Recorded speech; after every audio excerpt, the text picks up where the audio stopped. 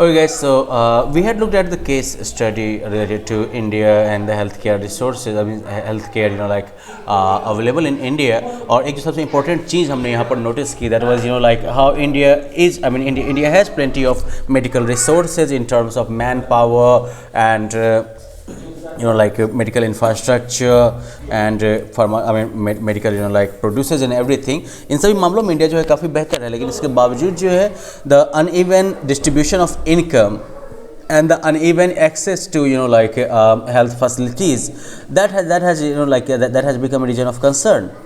तो खैर अब हम लोग जो है यही इंडिया के जो हेल्थ केयर रिसोर्सेज हैं इनके बारे में हम लोग पढ़ने वाले हैं थोड़ा ज़्यादा डिटेल में कि किस तरीके से इंडिया में जो है हेल्थ केयर रिसोर्सेज को मैनेज किया जाता है। तो अब देखो, पहली बात है कि हेल्दी लाइफ और केयर वगैरह के लिए बीमारी के टाइम में आपको जो है अप्रोप्रिएट हेल्थ केयर सर्विसेज की ज़रूरत होती है, जैसे कि हॉस्पिटल, हेल्थ सेंटर्स, लेबोरेटरीज चाहिए जहाँ पर कि जांच वगैरह होती है, एम्बुलेंसेज की व्यवस्था होनी चाहिए, ब्लड बैंक होना चाहिए, ये सारी चीज़ें होनी चाहिए ना।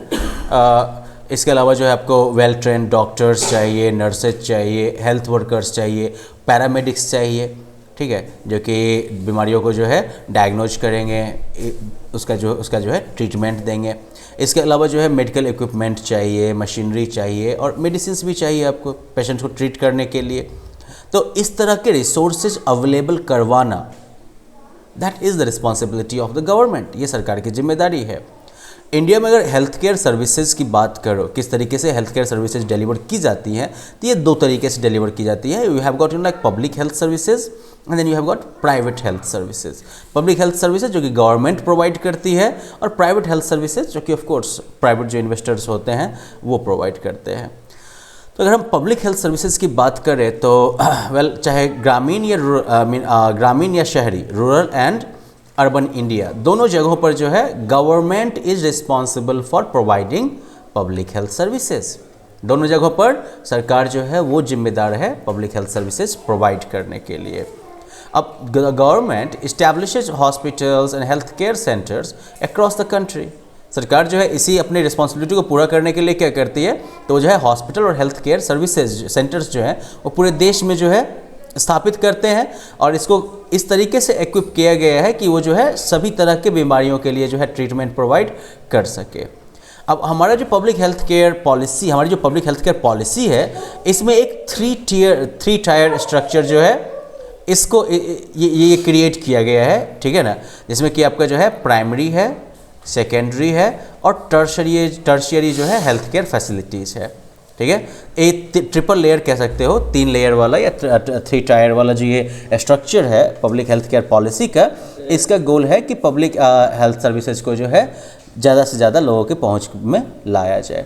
तो प्राइमरी टायर जो है it is design to have 3 types of health care institutions. इसके अंदर जो है 3 टाइप के हेल्थ केयर इंस्टीट्यूशंस हो सकते हैं, जैसे कि सब सेंटर। तो ये जो है 3000 से 5000 के पॉपुलेशन के लिए होता है सब सेंटर, ओके। फिर जो आपका है, या फिर प्राइमरी हेल्थ सेंटर जो होता है वो जो है 20,000 के पॉपुलेशन पर होता है। और फिर जो है कम्युनिटी हेल्थ सेंटर होता है, जो कि मेरे ख्याल से जो है I guess it's called PHC भी इसके अलावा होगा। वो जो है करीब 80,000 से लेके जो है करीब 1.2 लाख तक के पॉपुलेशन को जो है कवर करता है।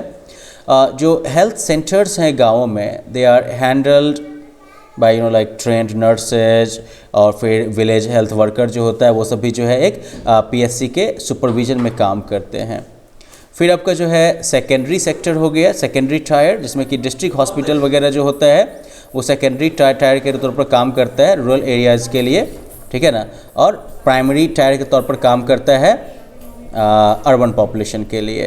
तो वो जो है बेसिकली जो है they supervise the rural health centres. ग्रामीण क्षेत्र में जो हेल्थ सेंटर्स हैं उनको वो एड्रेस करते हैं, उनको देखते हैं।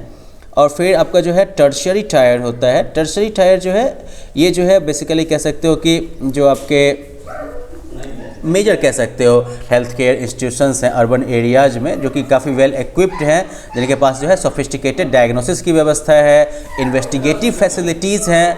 तो वो सब जो है आपके टर्शियरी टायर्स में आते हैं, ठीक है। और इसी पॉलिसी को परस्यू करते हुए जो है एक बहुत ही वृहद नेटवर्क इस्टेब्लिश किया गया है हेल्थ केयर इंस्टीट्यूशंस का, ठीक है ना, रूरल और अर्बन दोनों एरियाज़ में।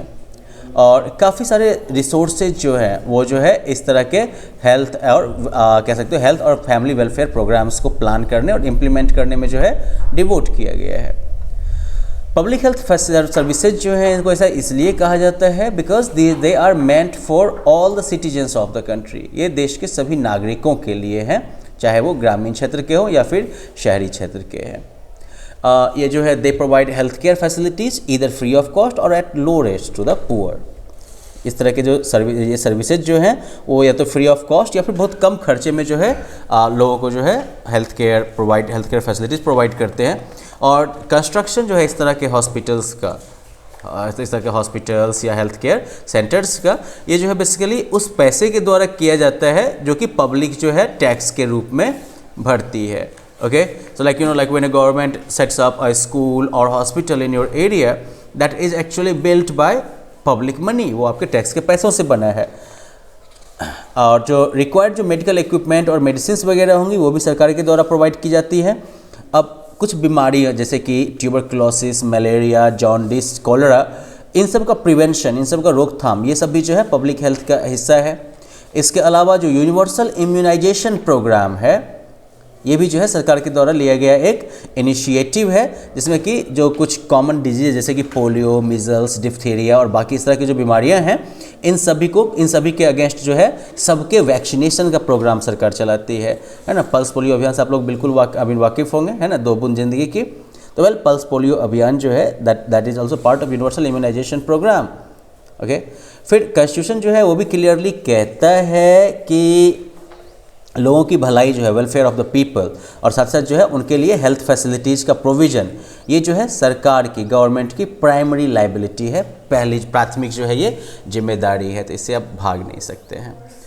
Now after like reading about this public sector, public like health services, now we have like we can take a look at the private one as well, क्योंकि private health services जो हैं ये basically individuals के द्वारा offer किए जाते हैं जो कि प्रॉफिट ओरिएंटेड होता है। ठीक है, जो हम लोग पब्लिक में देखा तो पब्लिक क्या है, वो प्रॉफिट ओरिएंटेड नहीं है, वो सर्विस ओरिएंटेड है। वो जो है ज़्यादा से ज़्यादा गरीब लोगों के, ज़्यादा से ज़्यादा लोगों को जो है हेल्थ केयर सर्विसेज प्रोवाइड करवाना चाहता है, और वो ज़्यादा से ज़्यादा लोगों के लिए जो है इस तरह की सर्विसेज को एक्सेसिबल और अफोर्डेबल रखना चाहता है। प्राइवेट हेल्थ सर्विसेज जो होंगी उनका प्राइमरी मोटिव जो होगा वो प्रॉफिट होगा। प्राइवेट हेल्थ फैसिलिटीज़ के अंदर जो है आपको लेबोरेटरीज मिल जाएंगी, जिसमें कि हर एक तरह बहुत तरह के जो है नए इक्विपमेंट रहते हैं, राइट, डायग्नोसिस वगैरह के, जैसे कि x-ray, ultrasound, blood test etcetera. बहुत सारे डॉक्टर्स जो है they have set up their own private clinics in the urban and rural areas. बहुत सारे डॉक्टर हैं जिन्होंने कि अपना प्राइवेट क्लिनिक खोल रखा है शहरी और ग्रामीण क्षेत्रों में। The number of such private practitioners is more in urban areas than in rural areas। हाँ, ये बात तो सही है कि इस तरह के प्राइवेट प्रैक्टिशनर्स जो हैं इनकी संख्या जो है वो शहरी क्षेत्रों में, ग्रामीण क्षेत्रों की तुलना में ज़्यादा है। अब प्राइवेट हेल्थ सर्विसेज में जो इंफ्रास्ट्रक्चर है, ऐसा देखा जाता है कि वो पब्लिक सेक्टर के हेल्थ इंफ्रास्ट्रक्चर से बेहतर है, काफ़ी बेहतर है। इनफैक्ट प्राइवेट सेक्टर जो है यद्यपि ये कंपैरेटिवली महंगा होता है, फिर भी ये कंट्री में ऑलमोस्ट जो है 80% हेल्थ सर्विसेज प्रोवाइड करता है। That is very important, very significant actually.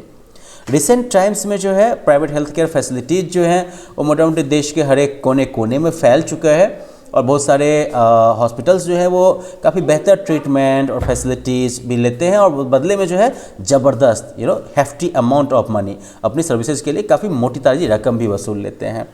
Medicines जो हैं वो भी बहुत सारे प्राइवेट शॉप्स वगैरह में बिकती हैं, जो कि कंपैरेटिवली महंगी होती हैं सरकारी डिस्पेंसरीज़ की तुलना में, जो कि काफ़ी महंगी होती हैं। और इसकी वजह से जो बड़ी प्राइवेट कंपनीज वगैरह हैं उनका उदय हुआ है, जो कि मैन्युफैक्चरिंग और मार्केटिंग ऑफ मेडिसिन्स में इन्वेस्ट करती हैं। Now this is for this session. In the next session we will look at the equality in health facilities and then healthcare in India today, and then we will have a look at this like case study. Okay, well then have a prior reading of this section and hope that you understood up to this part. So let's meet again, and then bye bye until then.